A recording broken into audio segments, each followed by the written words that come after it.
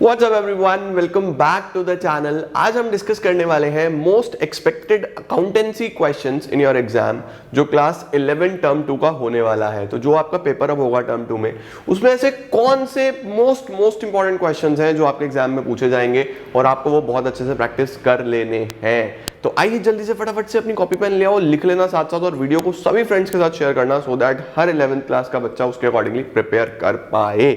Let's begin.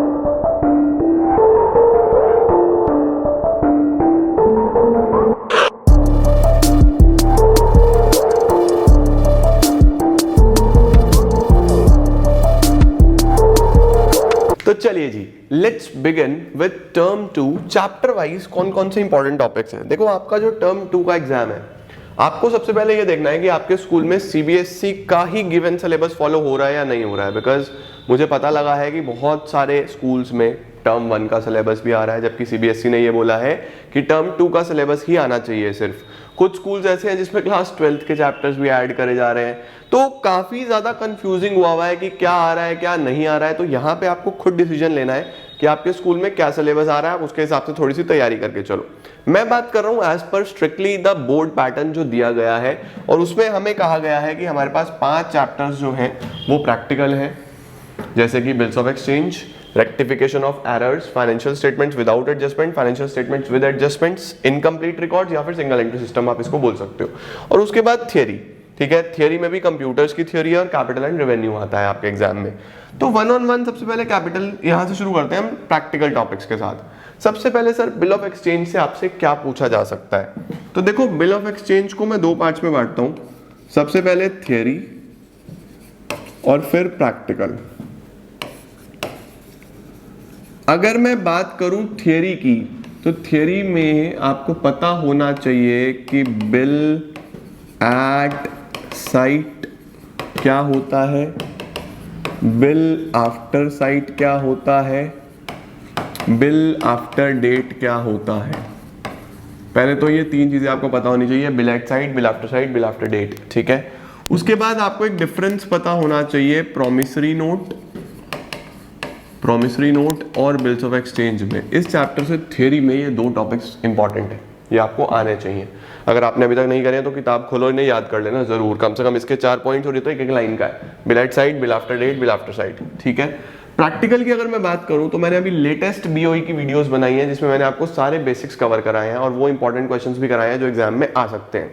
इसमें आपको याद रखना है कि मेनली आपको 2 टॉपिक्स, एक तो कंप्लीट क्वेश्चन तो होता ही है, कंप्लीट बेसिक्स तो होने चाहिए, लेकिन बेसिक्स में भी जो सबसे इंपॉर्टेंट है वो है डिसऑनर की एंट्री 2 केसेस में, डिस्काउंट वाले केस में और एंडोर्स वाले केस में।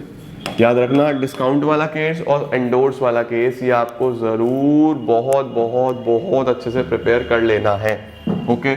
ये बिल्स ऑफ एक्सचेंज से इंपॉर्टेंट टॉपिक है। रेक्टिफिकेशन ऑफ एरर्स पे चलता हूं, तो मैंने लास्ट ईयर 2 वीडियोस बनाई थी रेक्टिफिकेशन ऑफ एरर्स की, जिसमें मैंने सिर्फ इंपॉर्टेंट ट्रांजैक्शन ही कराई थी जो एग्जाम में आ सकती है। तो अगर आप वो वीडियोस देख लेते हो रेक्टिफिकेशन ऑफ एरर्स की, मैं इस साल भी बना रहा हूँ, अभी बना दूंगा।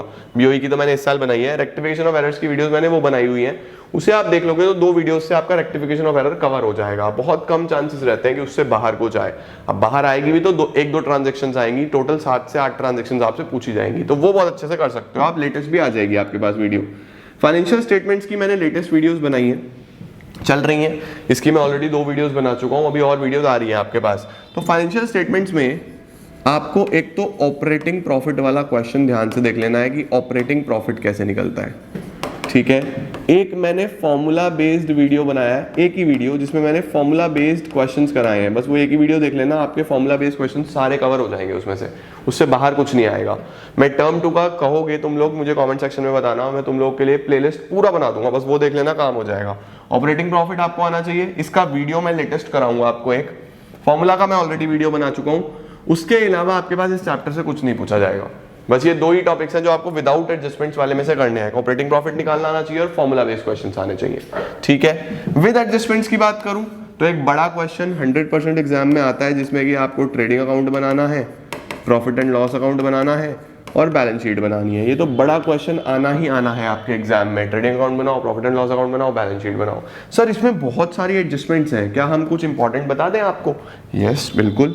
कौन सी डेप्रीसिएशन की एडजस्टमेंट जरूर आएगी आपके एग्जाम में, इसे अच्छे से देख लेना कि डेप को क्या करना है।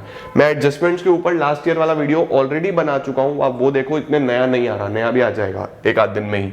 डेप्रीसिएशन, उसके बाद आउटस्टैंडिंग एक्सपेंसेस आपको पता होने चाहिए, प्रीपेड एक्सपेंसेस आपको पता होने चाहिए, एक्रूड इनकम आपको पता होना चाहिए, अनअर्न्ड इनकम आपको पता होना चाहिए, क्लोजिंग स्टॉक।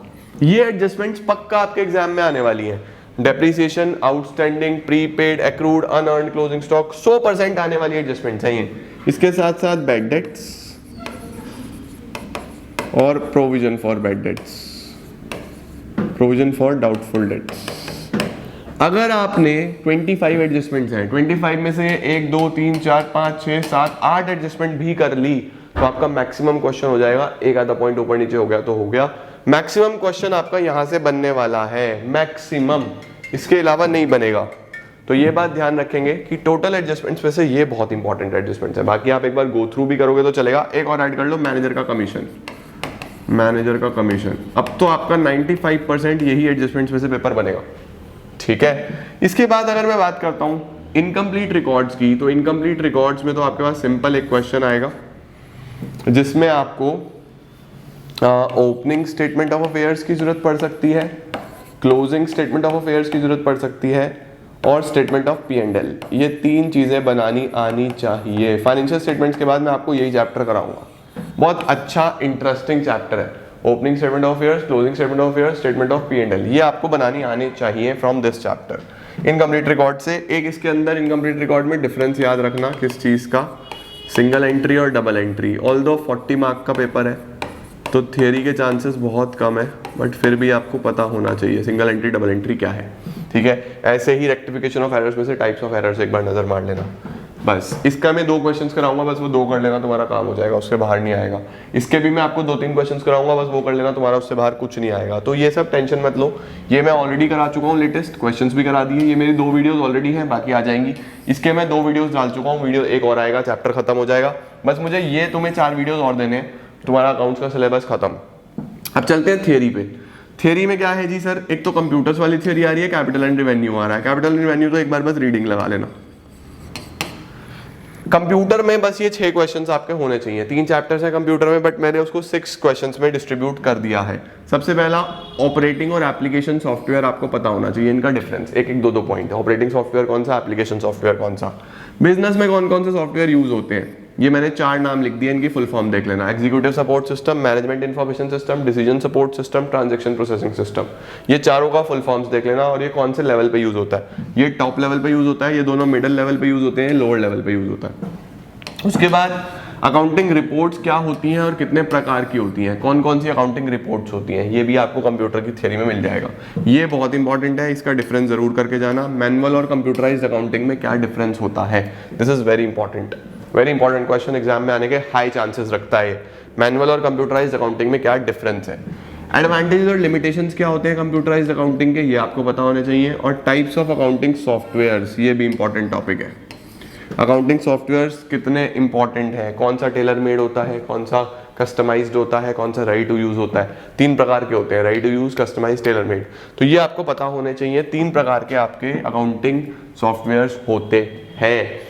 तो ये आपका सिलेबस है सारा का सारा टर्म 2 अकाउंट्स का, और इसी में से आपके मैक्सिमम क्वेश्चंस बन रहे होंगे, I am damn sure about it. तो आप ये अच्छे से करेंगे तो आपका सारा का सारा कवरेज हो जाएगा और छोटी छोटी वीडियोस में हो जाएगा। मैंने आपको बता दिया आप कैसे पढ़ना है, किस तरीके से पढ़ना है, वीडियोस आपके पास आ ही रही हैं, चल ही रही हैं। तो आप ये बहुत अच्छे से प्रिपेयर करो। बच्चे मुझे बहुत दिन से रिक्वेस्ट कर रहे थे कि एक ऐसा वीडियो जिसमें टर्म 2 का इंपॉर्टेंट टॉपिक्स हो जाए। मैंने कहा ठीक है, पहले यही कवर कर देते हैं। ये आपके पास हो चुका है, यहाँ से आपकी सारी चीज़ें बहुत अच्छे से कवर हो जाएंगी। मैंने ये भी बता दिया क्या क्या अपलोडेड है और क्या क्या आ रहा है, वो भी बता दिया। अगले कुछ दिनों में ही, मैक्सिमम 2 से 4 दिन में आपका अकाउंटेंसी भी हम लोग पूरा कर देंगे, क्योंकि बच्चों के एग्जाम्स आ रहे हैं। तो this is it guys, hopefully आपको समझ आ गया होगा, आपने लिख लिया होगा और इस तरीके से पढ़ना शुरू कर दीजिए। Thank you so much everyone, I am gonna see you all super soon. Video को लाइक करना और शेयर जरूर करना सभी बच्चों के साथ, सो दैट उनको एक प्रिपरेशन स्ट्रैटेजी मिल सके। Thank you.